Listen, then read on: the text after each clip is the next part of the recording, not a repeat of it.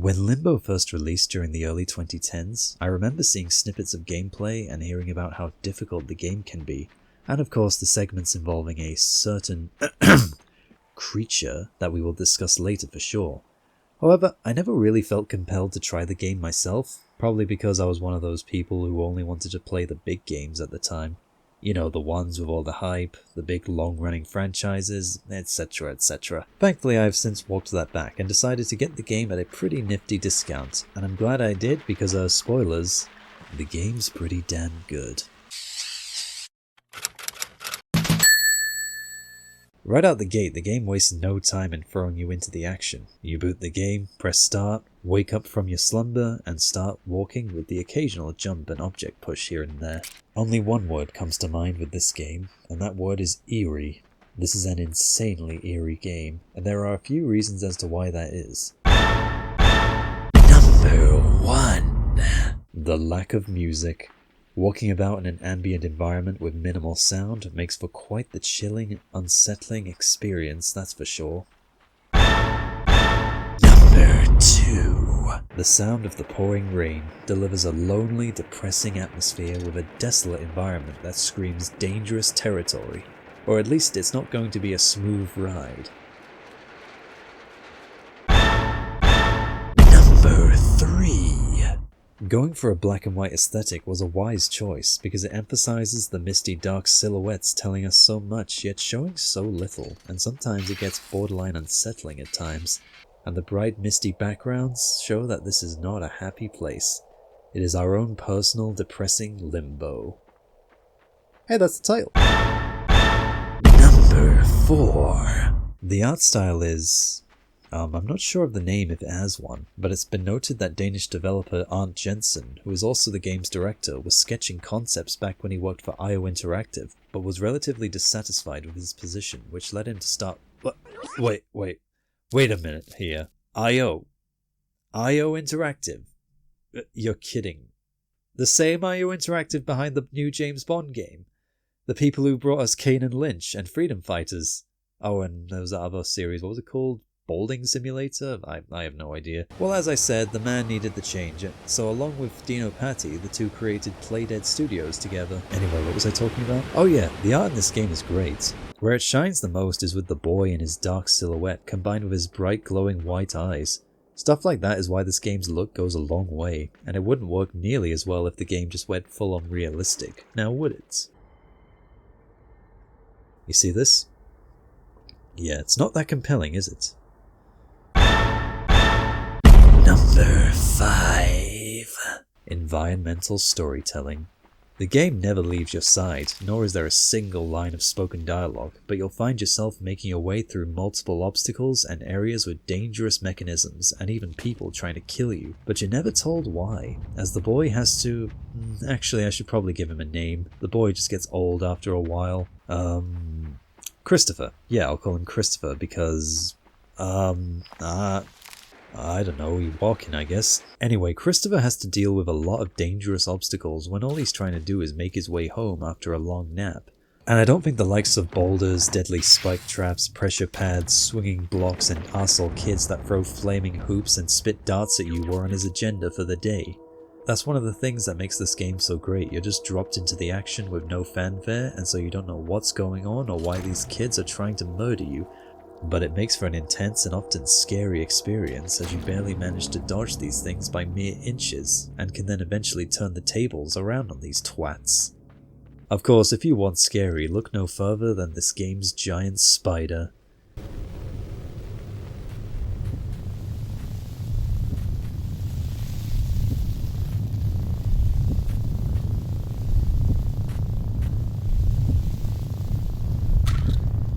And this is where my arachnophobia kicks in. I mean, how can it not? Its silhouette alone is enough to send anyone hiding under the duvet. I like the way it's first introduced. You just walk in, there's a random trap hanging out of reach, and then all of a sudden... While not fully on display yet, the way the legs are hanging just gives me shivers non-stop. And it's your first true sight of danger too, as it blocks your path and knocks you on your ass if you get too close, leaving you vulnerable for a nasty impalement. Initially I was a little stumped on this. You're supposed to use the aforementioned trap to take out 3 of its legs and it will run away for some reason. I'm guessing slamming its legs on the ground caused the trap to fall, but how was I supposed to know that, other than the game showing it to me beforehand before reaching the spider, and the fact that you can hear the trap hit the ground. And the fact that I'm destroying my credibility the more I talk about this tiny little thing that was actually incredibly simple and well thought out, and me being copy deprived is not a good enough excuse for my incompetence. Sorry about that, went on a tangent. The spider is arguably the most well-known thing from this game, and for good reason. There were a few things I knew about this game long before giving it a shot myself. The spider, the Gothic visuals, and the fact the game is, shall we say, quite difficult. Well, okay, maybe difficult's not the right word. If you want to go through the game at your own pace, it's perfectly manageable, as the checkpoints are surprisingly forgiving. The challenge more comes from your willingness to not die, because you're gonna be doing that a lot. I mean, poor Christopher, with the amount of brutalities this kid goes through, such as drowning, getting impaled, crushed by trees and boulders, torn to shreds by bear traps and buzzsaws, getting electrocuted. Hell, even falling to your death just feels brutal. This game is messed up, man. But that's the nature of the trial and error gameplay. Each obstacle is like a puzzle to overcome.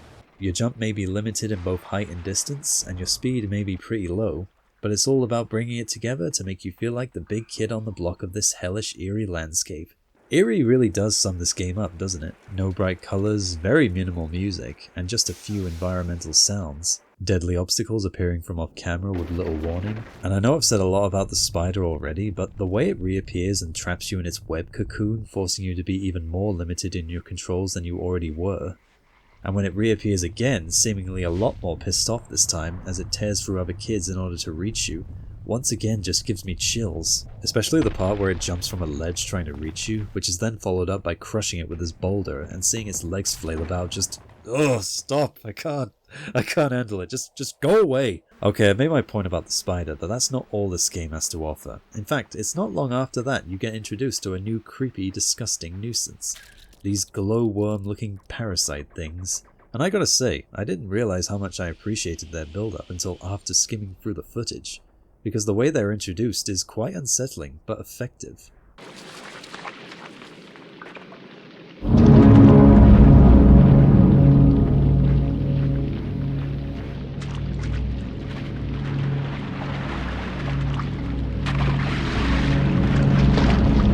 They'll attach themselves to Christopher's head and will force you to walk in one direction until you walk into a shining light, forcing them to switch directions. I'm honestly surprised these don't get brought up a whole lot in discussions with this game, because if this is hell, then they're Satan. They won't go away, they add difficulty to an almost artificial degree, and they pull the most cruelest twist of fate in the game, which I will get to later, don't you worry.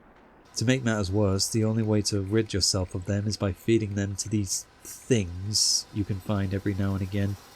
You know, they kind of remind me of the barnacles from Half-Life 2 now that I think about it. It's around here where we start to exit the forest and start to enter the more factory-like settings, if you can call them that.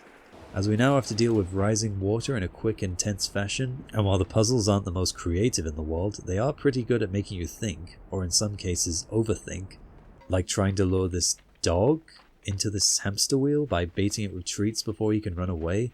You will most likely slip up despite the answer being clear and in your face. Then there are others that are quite frantic as you're given little time to think on what to do as the water slowly rises and you have to deal with this controller-bending brainworm. Moments like closing this platform as this boy gets flung up and we have to quickly position it to get ourselves out of here. Or this section where I died God knows how many times trying to figure out which direction I had to go and how to get there.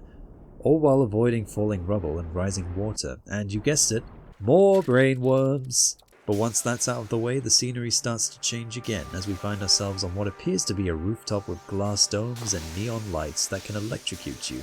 I like to think that as Christopher has made his way through the forest, he wound up in a sewer and then managed to climb his way up to the bottom of the complex and found himself on the roof, only to fall back down into another building, leading him to what appears to be some kind of deadly factory of some kind with giant cranes and buzzsaws all over the place. Geez, and it was already bad enough with all the shit this kid went through. He now has to contend with some of the most brutal weaponry on God's green earth. At least pausing was invented to allow for a well-deserved breather. Well, for those who pressed pause, that is, and not leaving the game unpaused while they're AFK. and you're left standing there for over 5 hours, and then it rains, with thunder and lightning.